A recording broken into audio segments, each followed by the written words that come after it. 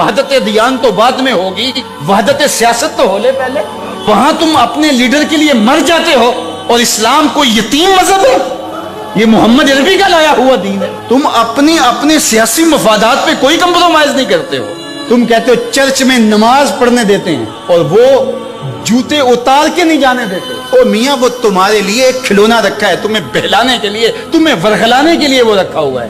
وہ تو چرچ فروخت کر دیتے ہیں، تو آپ مسجد فروخت کر دیں گے؟ گزشتہ دنوں پاکستان کی قومی اسمبلی کے اندر ایک مندر کی تعمیر کے حوالے سے جب بات چلی تو ایک صاحب نے کہا کہ کسی دین پر کوئی برتری حاصل نہیں ہے کہ میں مغرب میں ایک گرجا گھر میں نماز پڑھی ہے اور انہوں نے مجھے اجازت دی ہے۔ وہ تو چرچ فروخت کر دیتے ہیں، تو آپ مسجد فروخت کر دیں گے؟ وہ اپنا دین ترک کر چکے ہیں، وہ تو ان کی خواہشات کا مجموعہ ہے، تحریف راہ پا چکی ہے، اور انہوں نے ان خواہشات کے نتیجے میں جو مل بیٹھ کے فیصلہ کر لے اس میں وہ اپنی عبادت گاہ کو بیچ دیتے ہیں۔ تو کیا ہم اپنی عبادت گاہ کو بیچ سکتے ہیں؟ ہم کہتے ہیں جی وہ دیتے ہیں تو ہم بھی دے دیں۔ یہ کیا بات ہوئی؟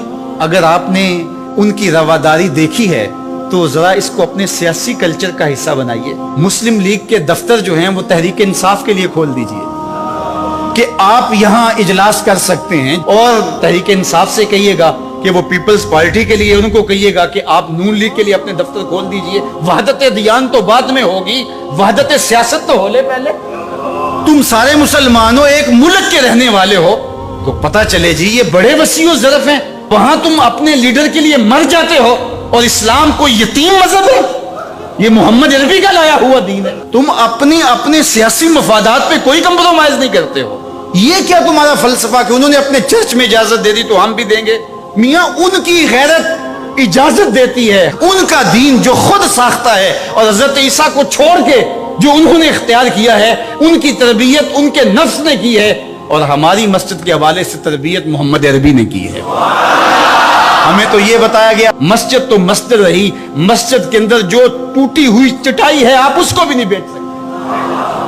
باقی وہ آپ کے لیے یا دو چرچ کھول رہے ہیں اور کہیں کہ وہاں نماز پڑھیں۔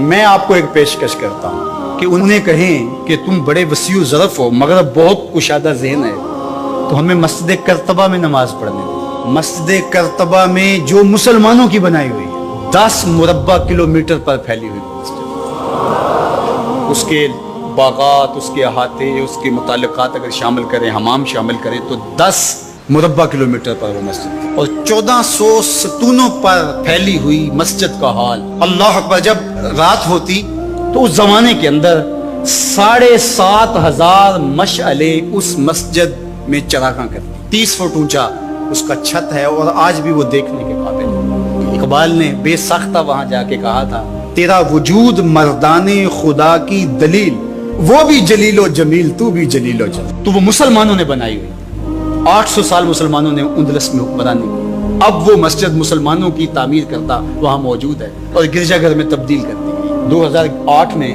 مقامی مسلمانوں نے پوپ کو درخواست دی کہ جس روادار تیرا وجود مردان خدا کی دلیل، وہ بھی جلیل و جمیل، تو بھی جلیل و جمیل۔ تو وہ مسلمانوں نے بنائی ہوئی، 800 سال مسلمانوں نے اندلس میں حکمرانی کی، اب وہ مسجد مسلمانوں کی تعمیر کرتا وہاں موجود ہے اور گرجا گھر میں تبدیل کر دی گئی۔ 2008 میں مقامی مسلمانوں نے پوپ کو درخواست دی کہ جس رواداری کی، مذہبی رواداری کی آپ بات کرتے ہیں، اس رواداری کو قائم کرنے کے لیے ایسا کیا جائے کہ ہمیں بھی اس مسجد میں نماز پڑھنے کی اجازت دی جائے۔ یہاں گرجا گھر ہے، تصویریں لگی ہوئی ہیں، اور وہ آ کے عبادت کرتے ہیں عیسائی، تو ہم بھی ایک گوشے میں عبادت کر لیا کریں۔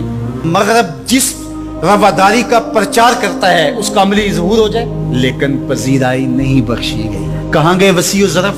تم کہتے ہو گرجوں میں نماز پڑھنے دیتے ہیں، تو وہاں 2 رکعت پڑھ کے دیکھو۔ 2011 میں اللہ نے توفیق دی تو مجھے شوق تھا کہ میں مسجد کرتبہ دیکھوں۔ بچپن سے پڑھتے آئے، مسجد کرتبہ کی یادیں خیالوں میں نقش تھی۔ جب میں وہاں پہنچا تو وہ دروازے پہ بتا دیتے ہیں کہ یہاں نماز کی اجازت نہیں ہے۔ اب وہ مسجد جہاں قدم قدم پہ اہل علم اور اولیاء کے پیشانیوں اور سجدوں کے نشان موجود ہیں، اب مجھے تو گوارا نہ ہوا کہ میں جوتا پہن کے جاؤں، تو میں نے جوتا اتار کے ایک سمت رکھ دیا اور مسجد میں داخل ہوا۔ تو سیکورٹی کے لوگ میرے پیچھے بھاگے اور کہنے لگے کہ آپ یوں نہیں پھر سکتے۔ میں کہا کیوں؟ کہتے آپ نے جوتے اتارے۔ تو وہاں تمام مذاہب کے لوگ آتے ہیں، آپ جانتے ہیں کہ ان کے لباس بھی مختصر ہوتے ہیں۔ تو میں نے کہا انہوں نے تو लिबास भी नहीं पहने हुए तो मुझे उसकी इजाजत देते कि मैं जूता उतार दूं, इन्होंने लिबास उतारे हुए। तो वो कहने लगे जी नहीं। मैंने कहा मुझे बात समझाओ किस तरह। तो जो गुफ्तगू हुई वहाँ, जो मेरे साथ तर्जुमान थे उनके ज़रिए से, वो ये थी, चूँकि मुसलमान मस्जिद की ताज़ीम करते हैं और मस्जिद की ताज़ीम इबादत का रूप है और वो मस्जिद को तकद्दुस दे करके उसकी ताज़ीम करते हैं, और आपने जो जूता उतारा है आपकी नीयत में मस्जिद की ताज़ीम यही है। मैंने कहा बिल्कुल यही। यहाँ बड़े बड़े मशाइख खौलिया बैठते रहे तो किस तरह मैं अपने जूतों से फर्श करूँगा।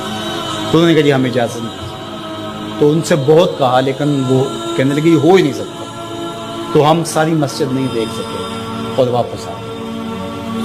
और 2014 में फिर दोबारा जाना हुआ, फिर यही मेरे साथ मसला हुआ। तुम कहते हो बड़े वसीउ ज़रफ़ है, मैं अपना तजुर्बा बता रहा हूँ। तुम कहते हो चर्च में नमाज पढ़ने देते हैं और वो जूते उतार के नहीं जाने देते। ओ मियाँ वो तुम्हारे लिए एक खिलौना रखा है, तुम्हें बहलाने के लिए, तुम्हें वरगलाने के लिए वो रखा हुआ है। उन्हें पता है इससे बहल जाएंगे और वो भी शोर जाके करेंगे कि हमारी मस्जिदों में भी ऐसा होना चाहिए, हम भी वसीउ ज़रफ़ हों। वो तुम्हें धोखा और फ्रॉड देने के लिए किया है। इकबाल ने कहा था ये बज़ाहिर मीठे मीठे लगते हैं लेकिन इनका अंदर चंगेज से भी ज्यादा तारीक है। तो तकलीफ इस्लाम से है। वो चाहते हैं कि ये तज़ब्ज़ुब में मुब्तला ढीले ढीले मुसलमान रहें, खैर से रहें। इनसे क्या हमारी परेशानी है? मुझको परेशानी है तो उस उम्मत से है, अश्के शहरगाही से जो जालिम करते हैं। लेकिन मगरब खुश है कि पाकिस्तान में मंदिर बन रहे हैं, अरबस्तान में मंदिर बन रहे हैं और इसराइल के साथ हम अरबों के ताल्लुक को मजबूत कर रहे हैं। लेकिन ये तुम्हारा अधूरा सा ख्वाब है जो कभी पूरा नहीं होगा, ये वक्ती होगा। इंशाल्लाह वो वक्त दोबारा आने वाला है कि पूरी कायनात पे झंडा मेरे हुजूर का ही होगा। इस वीडियो को शेयर जरूर कीजिए, हो सकता है आपके एक शेयर से ये बात किसी के दिल में उतर जाए।